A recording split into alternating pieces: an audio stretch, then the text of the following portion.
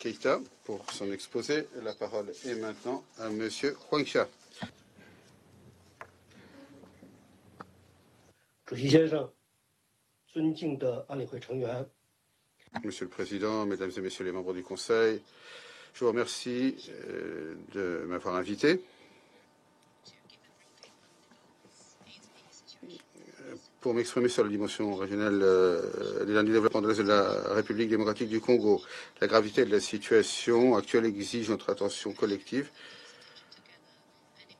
et une unité d'action immédiate pour y remédier. Nous avons assisté à une répétition troublante de l'histoire lorsque le mouvement du 23 mars, M23, soutenu par les forces de défense rwandaises, a de nouveau pris d'assaut la ville de Goma. Aujourd'hui, après seulement 3 semaines, le même M23 contrôle Bukavu et si nos informations sont correctes, continue d'avancer vers d'autres zones stratégiques au nord et au sud Kivu. À ce stade, nous ne connaissons pas les intentions profondes du M23 et de leur soutien, jusqu'où ils iront et pourquoi. Mais ce que nous savons au regard des développements de ces dernières semaines, des actes posés sur le terrain et des discours publics des acteurs de la région, c'est que le risque d'un embrasement régional est plus que jamais réel. Cette situation doit s'arrêter avant que se déclenche une guerre régionale généralisée dont les conséquences seront catastrophiques à maints égards. Nous devons donc tous redoubler d'efforts pour éviter de saper tous les efforts consentis lors de la dernière décennie visant la stabilité, la coopération et l'intégration des pays de la région des Grands Lacs. Monsieur le Président, distingués membres du Conseil, je salue les pays et les organisations de la région qui se sont mobilisés pour répondre rapidement à la crise à travers notamment la tenue des sommets de la communauté de l'Afrique de l'Est, CAE, de la communauté de développement de l'Afrique australe, SADC, de la conférence des chefs d'État de la communauté économique des États de l'Afrique centrale, CEEAC, sur la situation humanitaire tenue à Malabo, et aussi le sommet conjoint de la CAE-SADC. Tous ces sommets ont unanimement souligné l'importance cruciale de respecter l'intégrité territoriale de la RDC. Ils ont fermement condamné l'offensive du M23 ainsi que le soutien qui lui est accordé, tout en insistant sur la nécessité de trouver rapidement une solution politique et diplomatique à la crise. À cet égard, le sommet conjoint CAE-SADC marque une étape clé dans l'émergence d'une approche régionale enfin coordonnée, concertée et unifiée, posant les prémices d'une résolution consensuelle de la crise dans l'est de la RDC. Le sommet conjoint a mis l'accent sur la nécessité d'une solution politique en appelant à la reprise des négociations directes et du dialogue avec toutes les parties prenantes.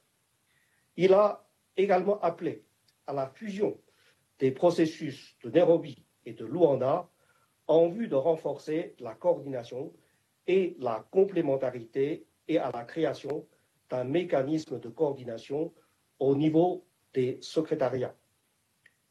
En outre, le Conseil de paix et de sécurité de l'Union africaine, réuni au niveau des chefs d'État le 14 février dernier, a entériné les décisions du sommet conjoint CAE-SADC tout en rappelant la nécessité de respecter la souveraineté et l'intégrité territoriale de la RDC et en condamnant les activités du M23 et de ses soutiens. Le Conseil de paix et de sécurité a aussi appelé à un renforcement de la coordination, à un soutien technique et à la mise en place de mécanismes de financement en vue d'appuyer les efforts de paix. Il importe maintenant de procéder à une mise en œuvre rapide et efficace des directives de tous ces sommets. Je suis heureux de noter ici que les préparatifs de la réunion des chefs d'état-major de la CAE et de la SADC sont en cours et que la réunion pourrait avoir lieu dans les prochains jours. Par ailleurs, les secrétariats de ces deux organisations régionales, ainsi que la Commission de l'Union africaine, assurent pour leur part le suivi de la décision de mettre en place un mécanisme conjoint technique de coordination. Des consultations sont également en cours entre les États membres concernés afin de définir les modalités de la fusion des processus de Nairobi et de Luanda, notamment la nomination éventuelle de facilitateurs supplémentaires pour renforcer la coordination et la cohérence. C'est l'occasion pour moi d'en appeler à la prise en compte de l'inclusion des femmes dans ces mécanismes de médiation conformément à l'engagement commun sur la participation des femmes.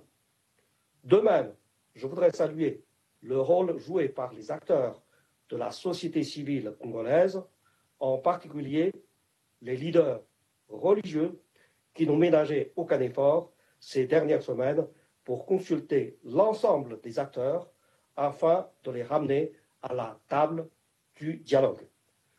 Toutes ces démarches sont encourageantes, mais il faut qu'elles soient soutenues et suivies des faits. J'ai, pour ma part, entamé des consultations avec tous les acteurs impliqués pour encourager la coordination et la mise en œuvre rapide des dispositions convenues. Celles-ci sont indispensables pour parvenir à une désescalade de la situation sur le terrain, à soutenir l'aide humanitaire, la protection des femmes et des filles victimes de violences et à garantir la reprise d'un dialogue impliquant toutes les parties prenantes conformément aux décisions des chefs d'État. Je continuerai dans les prochains jours mes engagements auprès des acteurs de la région pour les encourager dans leurs efforts et réitérer le soutien politique et technique des Nations Unies. Monsieur le Président, distingués membres du Conseil, aussi dramatique que la situation nous paraisse aujourd'hui, elle peut encore s'aggraver. 12 ans après la signature de l'accord cadre et 19 ans après celle du pacte de la conférence internationale sur la région des Grands Lacs, l'histoire se répète malheureusement. Nous devons agir maintenant, agir vite, de manière collective et résolue. Comme l'a rappelé notre secrétaire général, nous devons rapidement s'assurer de la mise en œuvre de ces 3 priorités immédiates. Premièrement, la désescalade par un cessez-le-feu immédiat et le respect par toutes les parties du droit international et des engagements pris dans le cadre des mécanismes régionaux et internationaux, y compris l'accord cadre d'Addis Abeba. Ce dernier instrument exige en effet de ne pas tolérer ni fournir une assistance ou un soutien quelconque à des groupes armés et de respecter la souveraineté et l'intégrité territoriale des États voisins. L'arrêt des hostilités est urgent pour répondre aux conséquences humanitaires désastreuses ainsi que sur les droits de l'homme afin de créer les conditions nécessaires à un dialogue constructif. Deuxièmement, la relance du dialogue. On ne le dira jamais assez. La solution est politique et non militaire. Le dialogue et le compromis sont nécessaires, pour trouver une solution durable. De ce fait, j'exhorte toutes les parties à se remettre autour de la table et à s'appuyer sur les dispositions déjà agréées par les parties dans le cadre des processus de Luanda et de Nairobi ou de ce qu'il en advienne conformément aux décisions des chefs d'État de la région. J'exhorte toutes les parties à s'engager de bonne foi dans ces efforts de paix et à les soutenir car ils sont essentiels pour résoudre la crise et éviter une guerre régionale. Travaillons ensemble pour rétablir le cessez-le-feu, restaurer l'autorité territoriale de la RDC, traiter définitivement la question des FDLR et celle du M23 en vue de garantir les préoccupations sécuritaires de toutes les parties.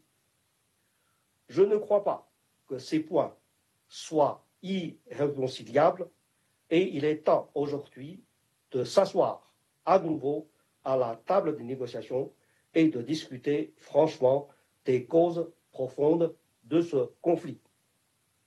Et troisièmement, une approche régionale holistique pour justement traiter des causes profondes de ce conflit.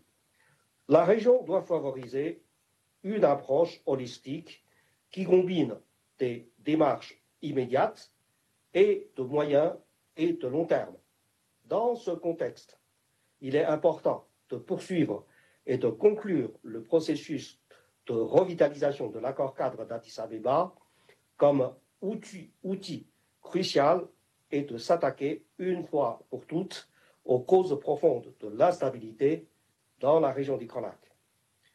Je saisis cette opportunité pour réitérer mon appel à la convocation urgente de la prochaine réunion de haut niveau du mécanisme régional de suivi, au cours de laquelle les chefs d'État des pays concernés seront appelés non seulement à exprimer leur soutien unanime aux efforts de paix pour mettre fin à la crise en cours, mais également à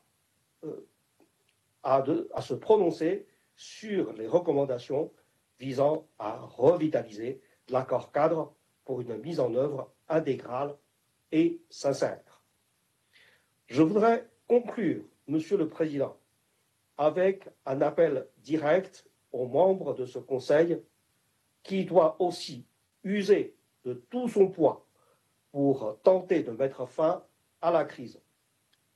Une action robuste et unifiée de ce Conseil est en effet essentielle pour éviter un point de non-retour et pour convaincre les parties de reprendre le chemin du dialogue pour rétablir la paix et la sécurité dans la région des Grands Lacs. Je vous remercie. Je remercie M.